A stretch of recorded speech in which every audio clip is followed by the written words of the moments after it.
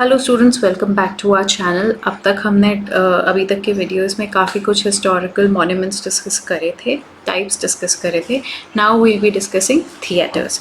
Theaters are basically the structures which are used for performing arts and viewing the performed arts. सबसे ज़्यादा important architectural feature है good acoustics, good site lines and audience का comfort जो है हमारी की या प्राइमरी डिज़ाइन फीचर। ऑब्वियसली अगर गुड अकोस्टिक्स है that is revolving around audience only, audience को अच्छे से सुनाई देना चाहिए जो भी आर्ट परफॉर्म हो रहा है। अगर गुड साइट लाइन है दैट इज़ ऑल्सो अ की फीचर फॉर ऑडियंस ओनली कि उनकी साइट में जो भी आर्ट हो रहा है वो बहुत क्लियरली पढ़ना चाहिए विदाउट एनी हिंड्रेंस और ऑब्स्टैकल। अब गेट में किस टाइप के क्वेश्चंस आते हैं थिएटर में से? हिस्टोरिकल ओरिजिन आते हैं, टाइप्स आते हैं, कुछ बहुत इंपॉर्टेंट या एविडेंट जो थिएटर्स अब तक के रहे हैं उनके इमेजेस आ जाएंगी, आपको उन्हें आइडेंटिफाई करना रहेगा, कुछ की फीचर्स आइडेंटिफाई करना पड़ सकता है, डिज़ाइन प्रिंसिपल्स आइडेंटिफाई करना पड़ सकता है। ऐसे टाइप के क्वेश्चंस गेट में काफ़ी कॉमन रहते हैं। सो सबसे पहले हम ग्रीक थिएटर डिस्कस करेंगे। So Greek theatres are open air theatres. Open air theatre होते हैं और किसी एक हिल के एक साइड को कार्व आउट करके, थोड़ा सा कट आउट करके उसका वो एक सीटिंग क्रिएट करते हैं वहाँ पर, एंड सेंटर में उनके ऑर्केस्ट्रा होते हैं, उसके पीछे स्क्रीन होती है। And example of Greek theatre जो हम यहाँ पे डिस्कस कर रहे हैं दैट इज़ थिएटर ऑफ एपिडोरस। अब हर ग्रीक थिएटर की जो नॉमेनक्लेचर होती है जो बहुत इंपॉर्टेंट है हमारी गेट के प्रिपरेशन के लिए, उसे हम डिस्कस करने जा रहे हैं। So the first term is theatron. So theatron जो सीटिंग वाला पार्ट होता है जहाँ पे सारी ऑडियंस बैठती है उस पार्ट को थिएट्रन बोला जाता है। The seating area for audience usually built into a hill side in a semi circular form. एक हिल साइड में एक सेमी सर्कल फॉर्म में जनरली होता है, made out of tiered stone benches. एक स्टोन मतलब स्टोन के बेंचेस या तो वो कार्व आउट कर करके माउंटेन के साइड से या हिल के साइड से बेंचेस जैसा कुछ कार्व करते हैं स्टोन में से, and that area is used for sitting and that is called as theatron. अब theatron के आगे you have a circular space at the center and which is used for the performances या फिर chorus के लिए या dance के लिए या songs के लिए, ऐसे सब के लिए वो सेंट्रल सर्कुलर एरिया यूज़ होता है। अब ऑर्केस्ट्रा के भी पीछे you have a building called a stage building called a skene. जो स्कीन होती है that is a stage building behind the orchestra which is used as a backdrop and dressing room for actors at later development into a decorative stage facades. It was later developed into a decorative stage facade. So basically आपका orchestra होता है, orchestra के पीछे you need orchestra के पीछे you have your proscenium, proscenium के भी पीछे यू हैव योर स्कीन। अभी स्कीन के अंदर उनके ग्रीन रूम्स होते हैं, ड्रेसिंग रूम्स होते हैं और वो वहाँ पे बैकड्रॉप जैसा काम करता है so that the actors have a good no distracting background from the outside. And proscenium is the area in front of the screen where the actors perform. मतलब एक स्टेज जैसा कुछ एक एरिया होता है that is called as proscenium.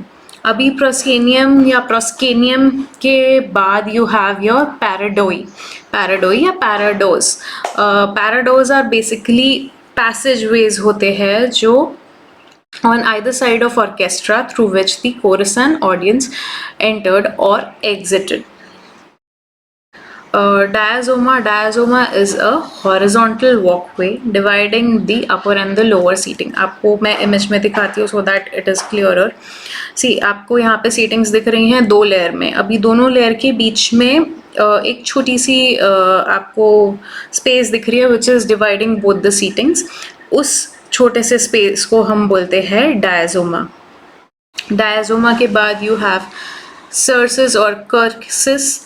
This is the wedge shape seating का एक section. अगर मैं यहाँ सेमी सर्कुलर पार्ट में मैं देख रही हूँ तो आपको यहाँ दिख रहे होंगे छोटे छोटे वेजेस फॉर्म हो जा रहे हैं बिकॉज बीच में स्टेयरकेसेस है so that audience can move towards their seat. तो वो स्टेयरकेसेस के कारण जो भी सीटिंग्स हैं, जो स्टोन सीटिंग्स हैं, वो वेज शेप में कट हो जाती है। अभी जो वो वेजेस फॉर्म हो रहे हैं उनको बोलते हैं हम सर्सिस। सर्सिस के बाद यू हैव योर लीजन। अभी जो स्कीन है, स्कीन के बाद यू हैव 2 स्टेजेस, एक के ऊपर एक डबल डेकर स्टेजेस होते हैं, एलिवेटेड एक जो स्टेज होता है और एक जो नॉर्मल ग्राउंड पे जो स्टेज होता है। जो ग्राउंड पे स्टेज होता है that is proscenium, we have discussed earlier, and जो ऊपर वाला स्टेज होता है, एलिवेटेड वाला stage, that is called your logeion और लीजन। तो logeion is basically used by performers या सिंगर्स या जो बैकग्राउंड पे उन्हें कुछ भी ऐसा शो करना है which should not be very prominent in the performance. जो प्रोमिनेंट चीज़ें होती है वो नीचे होती हैं, जो लेस प्रोमिनेंट है but it's still important in the play, वो लीजन में जाती है। After logeion comes your paraskenia. So paraskenia आपके स्टेज के जो साइड फ्लैंक्स होते हैं, स्कीन के साइड फ्लैंक्स, उस रीजन को बोला जाता है पैरास्कीनिया, used for storage, stage machinery and as part of scenic background. They often helped frame the stage and sometimes had decorative elements. After Greek theatre comes your Roman theatre. So Roman theatre basically कैसे different थे Greek theatres से? Roman theatres were freestanding. Greek theatres हमने discuss किया कि वो hill side को cut out करके, hill side को शेप करके उन्होंने बनाए थे, and Roman theatres were free standing, उनको हिल से कोई लेना देना नहीं था। कुछ न्यू एलिमेंट्स ऐड हुए उसमें, वो हम अभी आगे जाके डिटेल्स में डिस्कस करेंगे। And theatre of Pompey is a very prominent example of theatres in Rome. आप ये इमेज देख सकते हैं, थिएटर ऑफ पॉम्पे की इमेज है, एंड इसमें जो फ्रंट पार्ट है that is a theatre and the back is a common congregation space या ओपन गार्डन है वो। So this is how the Roman theatres were different from the rest. वो एक कॉन्ग्रीगेशन स्पेस भी वहाँ पे क्रिएट करते थे। नाउ द सीटिंग जो होती है, सीटिंग जो ग्रीक थिएटर में that is cut out of your hill side, we have just discuss, and Roman theatre में वो फ्री स्टैंडिंग स्ट्रक्चर है, जो वो खुद कॉम्प्लेक्स डिज़ाइन करते हैं, इंजीनियर करते हैं, आर्चेस, लोड्स, बीम्स, कॉलम्स सब पे लेकर के उनका स्ट्रक्चर डिज़ाइन होता है, and that is not dependent on a hill side. Now you have your theatron. Theatron हमने डिस्कस किया था was the entire seating space, semicircular seating space in Greek theatres. अभी उसी चीज़ को हम जब रोम में आ जाते हैं तो we call it cavea. Cavea is a semicircular seating built on arches and walls and is self-supporting. हमें यहाँ पे hills की कोई हेल्प नहीं ली है हमने। Now we come to orchestra. दोनों जगह orchestra is a common thing. यहाँ पे जो ग्रीक थिएटर्स होते थे वहाँ पे हमारे सर्कुलर ऑर्केस्ट्रा होते थे, large circular area, main space for chorus performance, and वैसा ही एक circular space, semi circular space Roman theatres में होता था, बट वो परफॉर्मेंसेस के लिए नहीं होता था, वो रादर VIPs के सीटिंग के लिए या बैठने के लिए वो जगह होती थी। आफ्टर दैट कम्स स्कीन या स्कीनिया फ्रॉन्स। स्कीन हमने पहले डिस्कस किया था वॉज ग्रीन रूम की बिल्डिंग या बिल्डिंग फॉर एक्टर्स या ड्रेसिंग रूम या ऐसे सब होता था, बैकड्रॉप क्रिएट करता था, and a similar building in Rome is called as scaenae frons, monumental multi storeyed stage facade with columns, niches and sculptures. After that comes your stage. Stage को हम Greek theatre में बोलते थे प्रोस्केनियन, and यहाँ हम बोलते हैं pulpitum. Pulpitum is the term for stage in Roman theatre. जो ग्रीक थिएटर में होता था it was low, it was narrow and in front of screen, usually used occasionally by actors, and Roman theatre में raised होता था, it had a deep stage as an वो बहुत broad है, आपके बहुत सारे एक्टर्स एक साथ उसमें स्टैंड कर सकते हैं, परफॉर्म कर सकते हैं, एंड मेन एक्टिंग एरिया है वो। अब now we come to your parodos या aditus maximus. Side passage way for chorus and audience के एंट्रेंस के लिए होता है, जो आपका स्टेज और आपके सीटिंग के बीच में you have a side passage way, and then Rome में जो वैसा मॉन्यूमेंटल एंट्रेंस हो जाता है, मॉन्यूमेंटल एंट्रेंस के लिए the entrance itself like we have a door, उस डोर को हम बोलते हैं वॉमिटोरिया, एंड उस डोर के आगे का जो लॉबी जैसा एरिया है that is your Aeditus Maximus. जो lobby वाला area है that is Aeditus Maximus, and the door is your vomitoria. Vomitoria is a subterranean passage allowing large crowd movement. After vomitoria comes velarium. Velarium एक retractable ऑनिंग होती है जो audience के ऊपर room में उन्होंने इंट्रोड्यूस करी थी. ग्रीक में ऐसा कुछ भी नहीं था. And you have your portico. Portico is your walkway, seating के पीछे से जहाँ से आप अपने सीट ढूंढते हुए आते हो. सिंस ये सब डे टाइम में यूज़ होते थे ऐसे स्पेसेस, सो धूप रहती थी, धूप से बच के कवर्ड वॉकवे बनाने के लिए that complete area was used. After this comes, जो फंक्शन आपका ऑर्केस्ट्रा का है वो चेंज हो जाता है. This is a very evident difference in both of these theatres.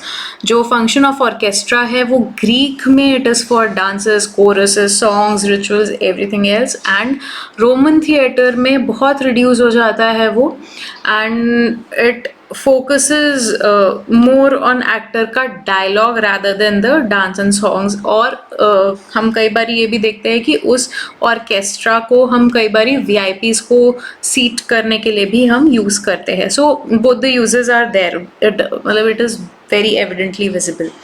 Now these two were open air theaters. Now we come to the Renaissance and Baroque theater, which were not open air, which were indoor theaters.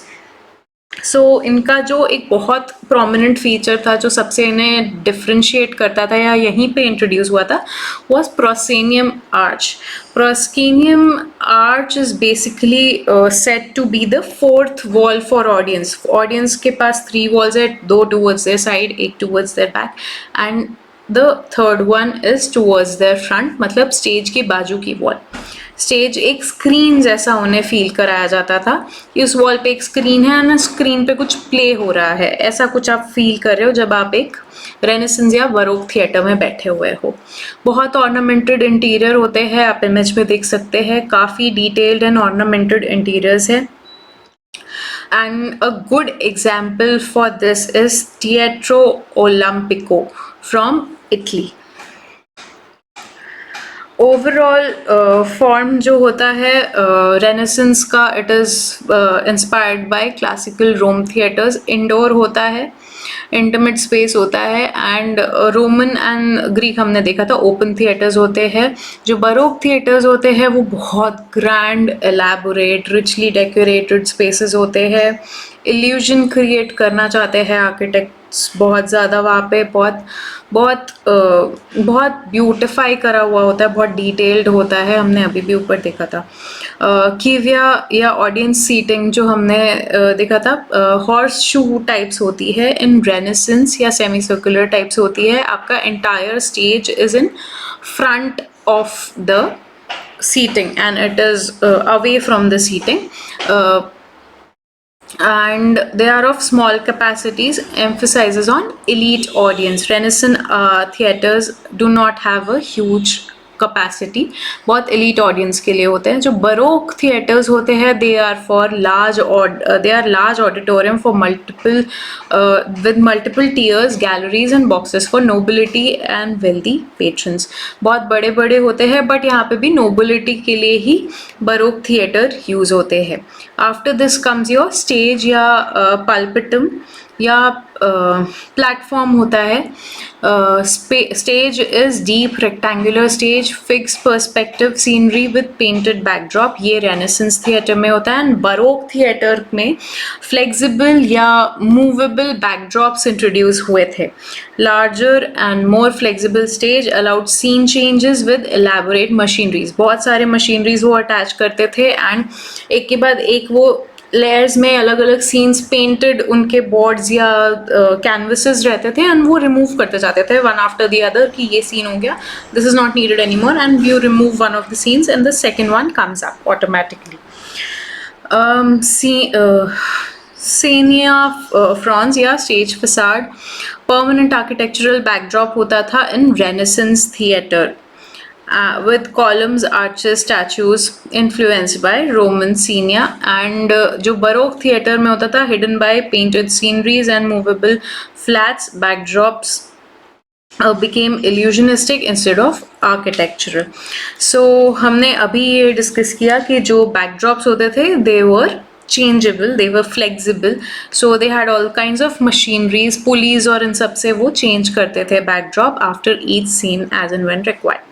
Orchestra area होता था. Orchestra area was used as space for important spectators, जो centre में nobility को बिठाने के लिए, important spectators के लिए रेनेसेंस थिएटर्स का orchestra area was reserved. And similarly Baroque में भी सेम चीज़ होती थी. प्राइम जो नोबिलिटी होती थी उनको बिठाने के लिए we use to use the central orchestra वाला stage area.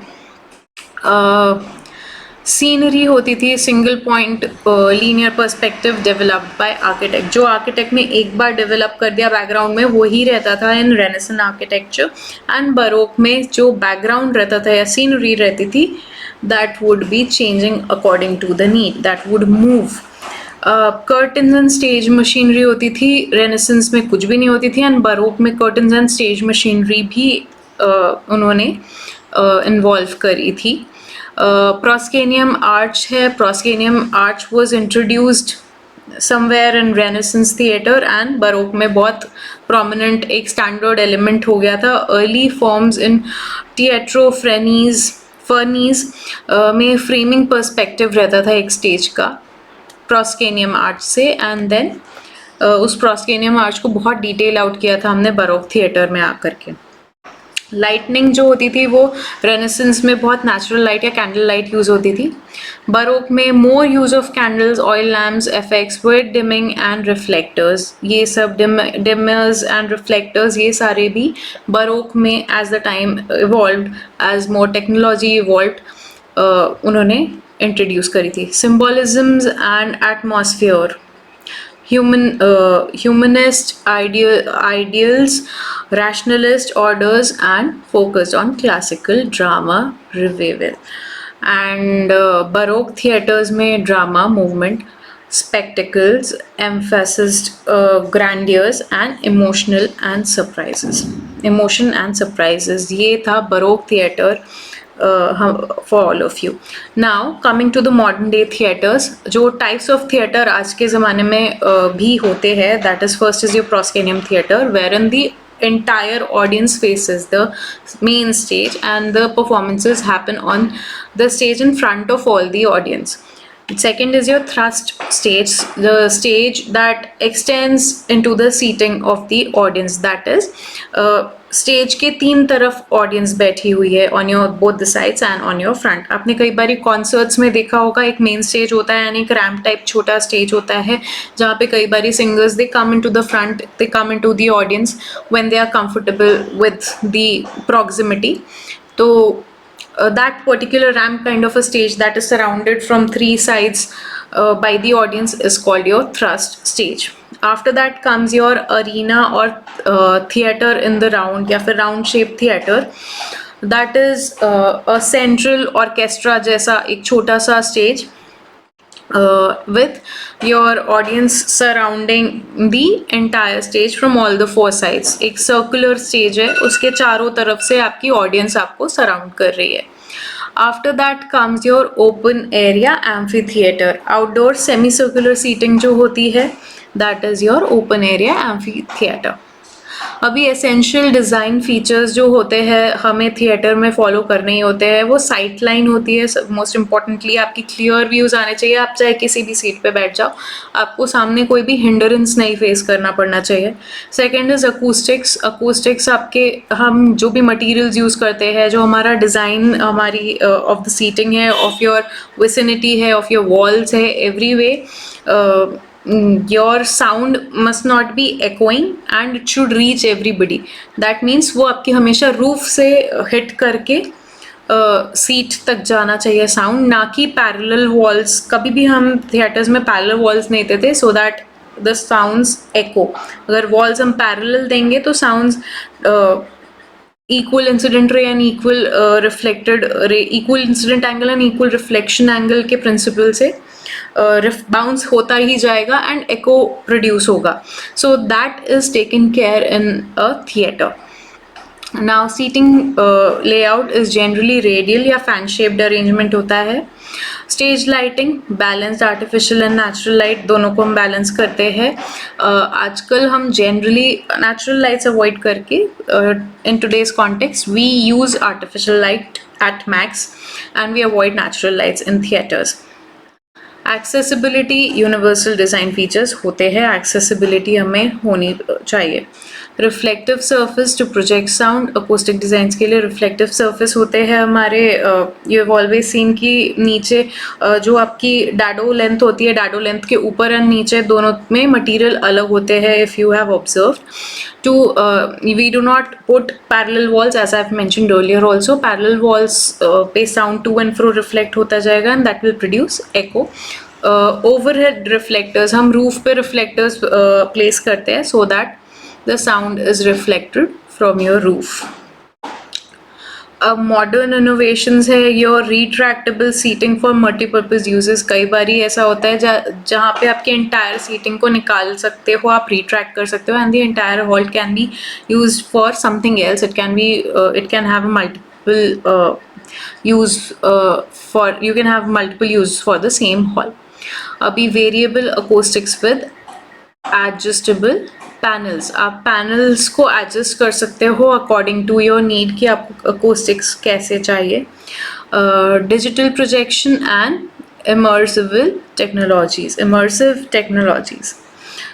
Digital projections include हो चुके हैं आज की डेट में. आपको सारे स्टेज के टाइप्स आइडेंटिफाई करने आने चाहिए. गेट के लिए आपको हिस्टोरिकल थिएटर्स के फीचर्स पता होने चाहिए कि कौन से पीरियड में कौन सा फीचर इंट्रोड्यूस हुआ, प्रोमिनेंट था, कौन सा फीचर नहीं रहता था, कौन से पीरियड में. वो चीज़ें बहुत ध्यान में रहनी चाहिए. क्वेश्चंस आ सकते हैं अकूस्टिक्स पे और साइड लाइन पे. अकूस्टिक्स के न्यूमेरिकल्स भी आते हैं, वो भी हमारे चैनल पे you can get through it. Famous examples हैं ग्रीक में एपिडोरस जो हमने अभी देखा. रोमन थिएटर्स में theatre of Orange and France. Modern day theatres में सिडनी ओपेरा हाउस ऑस्ट्रेलिया में. कई बार आपको सिर्फ इमेज दे दी जाएगी and you will have to probably guess the structure, guess the name of the structure or probably the architect. या फिर आप उससे कोई उस थिएटर का पीरियड आपको गेस करने दिया जा सकता है या फिर उसका प्रोमिनेंट फीचर कुछ ऐसे गेस करना. ऐसे क्वेश्चंस फॉर्म हो सकते हैं गेट में. So this is all for today. I hope आपको हमारा कंटेंट गेट के प्रेपरेशन के लिए या आपके एकेडमिक्स के प्रेपरेशन के लिए हेल्पफुल लग रहा होगा. इफ़ इट ऑल आपको हमारा कंटेंट हेल्पफुल लग रहा है तो please do like, share and subscribe. Thank you.